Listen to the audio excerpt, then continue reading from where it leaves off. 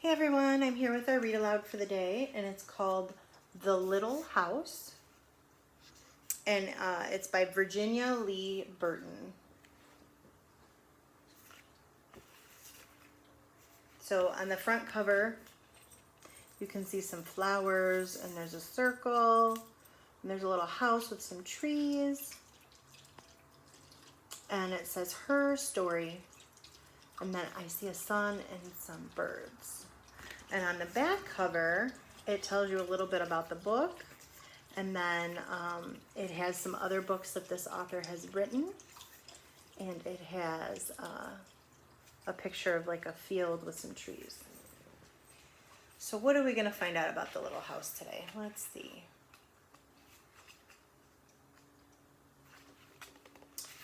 I'm going to read and then hold up the book because this book is large and it'll take me a long time to read it if we do it the other way.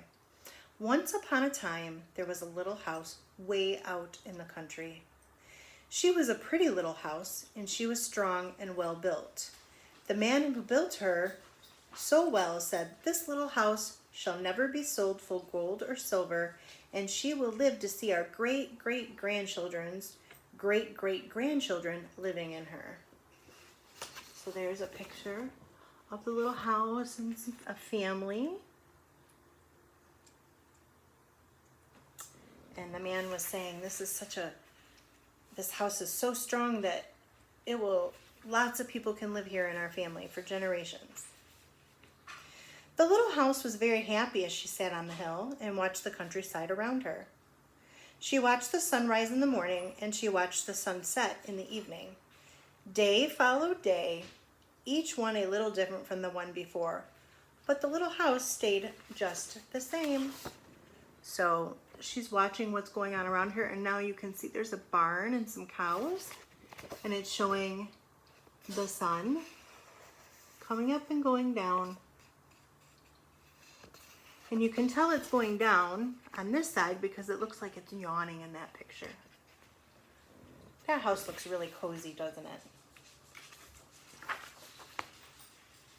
In the nights, she watched the moon grow from a thin new moon to a full moon, then back again to a thin old moon. And when there was no moon, she watched the stars. Way off in the distance, she could see the lights of the city. The little house was curious about the city and wondered what it would be like to live there. So they're showing a calendar with the moon. I sent one home like this for you to watch the moon and to draw what it looks like. And then they're showing the house and looking at the twinkling stars. And I believe the city she sees is where these lights are. Because at night, cities' light are still lit up. Where if you're in the country, it's very dark. But if you're in the city, there's lights. Time passed quickly for the little house as she watched the countryside slowly change with the seasons. In the spring, when the days grew longer and the sun warmer, she waited for the first robin to return from the south. She watched the grass turn green.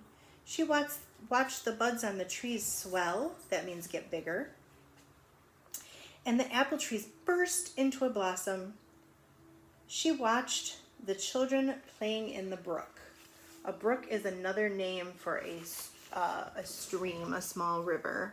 So here's the brook. Here's the brook. And there the little house is seeing all the little farms and the trees change.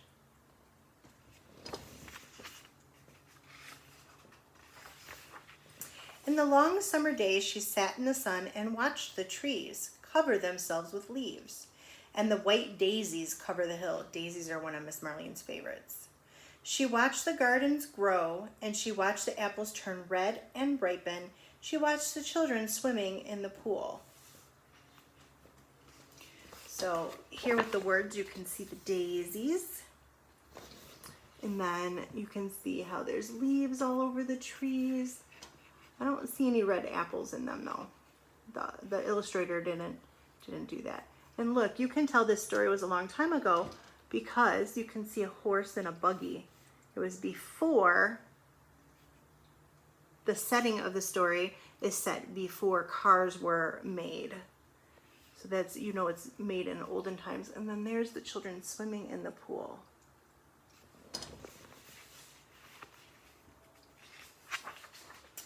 In the fall, when the days grew shorter and the nights colder, she watched the first frost turn the leaves to bright yellow and orange and red. That's my favorite time of year. She watched the harvest gathered and the apples picked. Harvest is when the farmers gather all their crops and plants and vegetables, and they harvest them. She watched the children going back to school. We always go to school, back to school in the fall. So look, the colors have changed. The trees are red and yellow and orange. And even the grass has gotten a little yellow. And then, oh look, I can see some apples now on those trees. And then there's the children going to school. Oh, there's the horse and buggy. Some hay.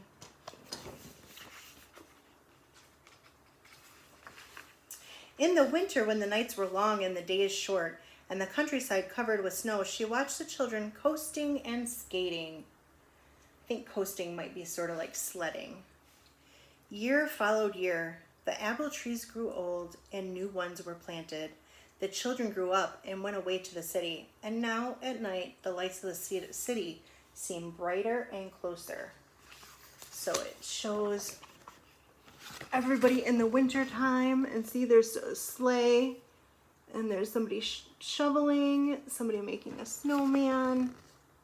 And over here you can see they're skiing and sledding in the snow.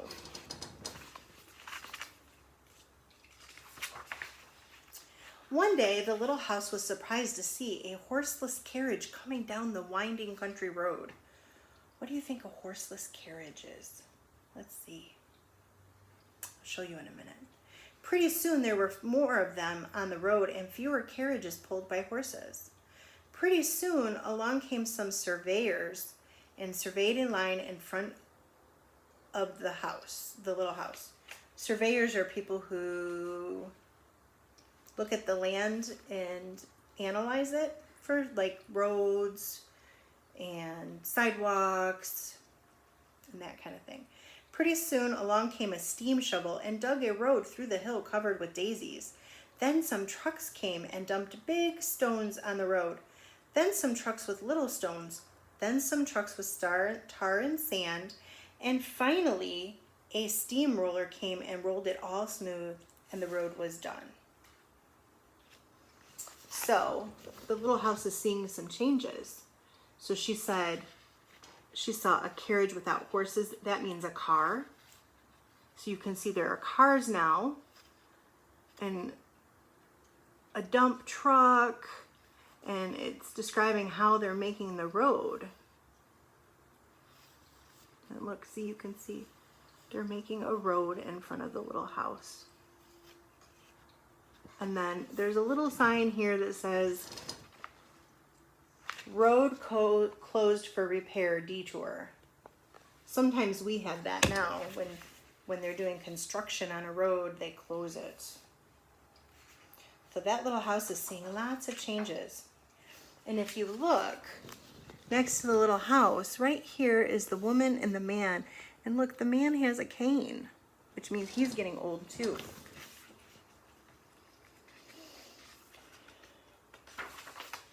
Now, the little house watched the trucks and automobiles going back and forth to the city. Gasoline stations, roadside stands, and small houses followed the new road. Everyone and everything moved much faster now than before.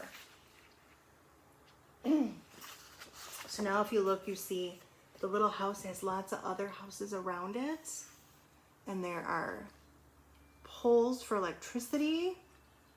And you can see the city in the background. Some more houses. This little house is seeing lots of changes, huh? I wonder what other changes the little house might see. More roads were made and the countryside was divided into lots. Lots are what your house sits on. So like your backyard and your front yard and your house, that's called a lot. kind of like a parking lot, but a little different. More houses and bigger houses, apartment houses and tenement houses, schools, stores, and garages spread over the land and crowded around the little house. No one wanted to live in her and take care of her anymore. She couldn't be sold for gold or silver, so she just stayed there and watched. Aww. So here's the little house, and now look, it has a huge city up around it. And they got tall buildings, but nobody lives in her, and because it can't be bought or sold, it just sits right there in the middle of the city. I bet the little house is lonely. What do you think? I wonder what's going to happen to the little house. Now it was not so quiet and peaceful at night. Now the lights of the city were bright and very close, and the street lights shone all night. This must be living in the city, said the little house, and didn't know whether she liked it or not. She missed the field of daisies and the apple trees dancing in the moonlight. So the little house isn't sure. She misses living out in the country. It is very peaceful in the country at night. If you've ever been on a farm or if any of your relatives live out in the country, it's so peaceful at night. There's not a lot of noises like we hear in the city.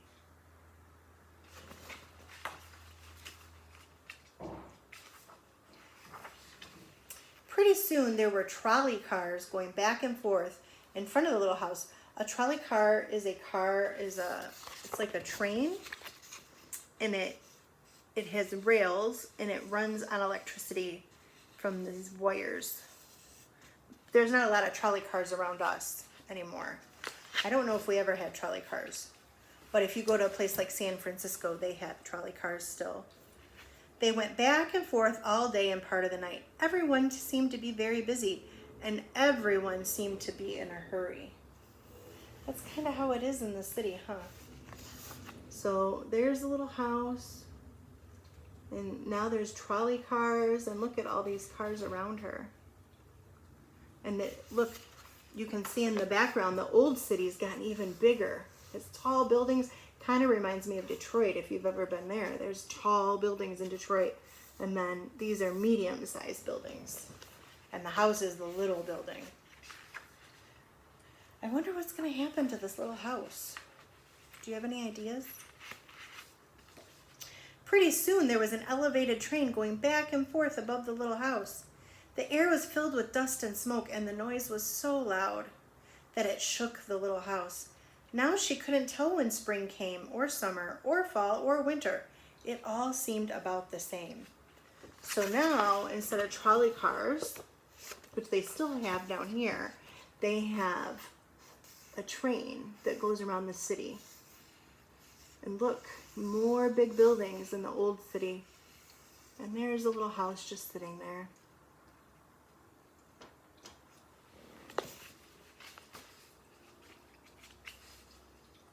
It does look really dusty and polluted, doesn't it? From all the city stuff. The sky doesn't look so blue. You can see a little bit of blue, and then you see some smoke and dust. Pretty soon there was a subway going back and forth underneath the little house. A subway is a train that runs underground. She couldn't see it, but she could feel and hear it. People were moving faster and faster. No one noticed the little house anymore. They hurried by without a glance. So if you notice, the little house has even less room. And there's the big city behind it in the medium part of the city. And here's, in Chicago, they have these, they're called L trains. I'm not sure if New York has L trains, but Chicago has trains. San Francisco has trolley cars. Chicago also has a subway, I think.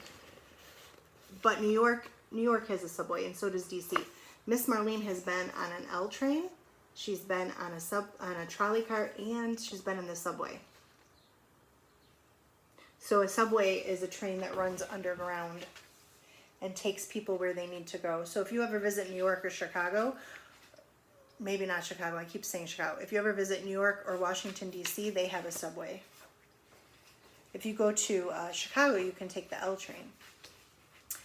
Pretty soon, they tore down the apartment houses and tenement houses around the little house and started digging big cellars, one on each side. I wonder what they're building there. The steam shovels dug down 3 stories on one side. So when you dig down 3 stories, that means like one whole level of your house. So an upstairs, a downstairs, and a basement. That's how far down they dug. Pretty soon they started building up. They built up 25 stories on one side and 35 stories on the other. So you can see, there's the little house, and they're building around her.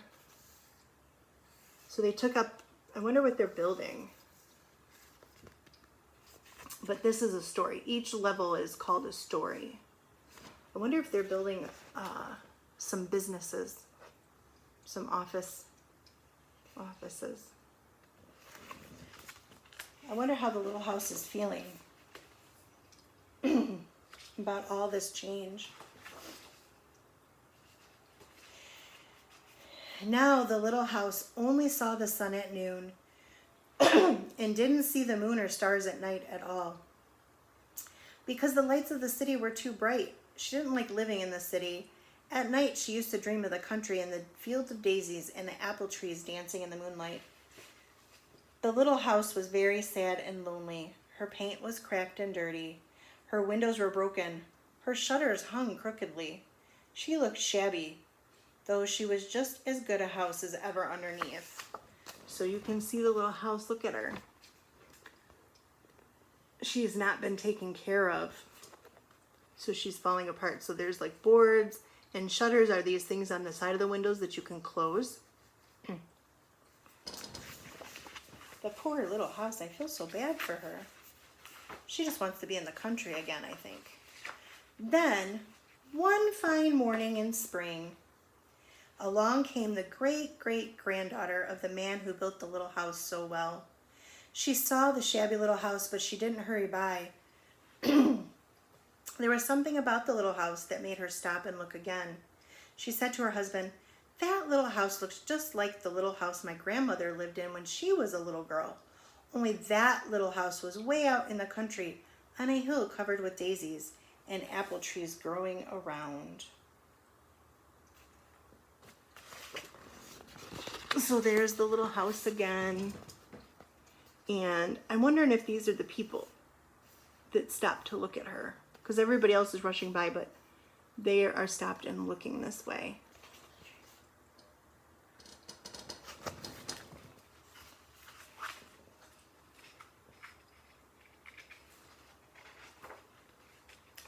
Can't turn the page. There we go. They found out it was the very same house. So they went to the movers to see if the little house could be removed. The movers looked the little house all over and said, "Sure, this house is good as ever. She's built so well we could move her anywhere." So they jacked up the little house and put her on wheels. Traffic was held up for hours as they slowly moved her out of the city. Oh, look. They're moving her out of the city. There's the little house. Look, now there's a hole where she was. And they're moving her. That's pretty neat. Did you know that you can move houses? You can't move all houses. Some houses can't be moved because they'll fall apart. But the little house was built so well that they can move her. She's like the house of bricks from the Three Little Pigs. I wonder where they're going to take her. At first, the little house was frightened, but after she got used to it, she rather liked it. They rolled along the big road, and they rolled along the little roads, until they were way out in the country. When the little house saw the green grass and heard the birds singing, she didn't feel sad anymore. They went along and along, but they couldn't seem to find just the right place. They tried the little house here, they tried her there. Finally, they saw a little hill in the middle of a field and apple trees growing around. "There," said the great-great-granddaughter, "that's just the place." "Yes, it is," said the little house to herself. A cellar was dug on top of the hill, and slowly they moved the house from the road to the hill. A cellar is like a basement. So look, she left the big city behind, And now she's out in the country again. I bet they're going to put her right here between these two pink pretty trees. I wonder if she's going to be happy once she's got a new place to be. The windows and shutters were fixed, and once again they painted her a lovely shade of pink. As the little house settled down on her new foundation, she smiled happily. Foundation is what they set the house down on. Once again, she could watch the sun and moon and stars. Once again, she could watch spring and summer and fall and winter come and go. Once again, she was lived in and taken care of. Oh, look at the little house. She looks like she's taken care of again. There's no boards on her and she's painted. There's somebody reading under a tree, it looks like, or painting or drawing. Somebody's mowing the lawn. There's, look, a dog and a cat and a tree swing.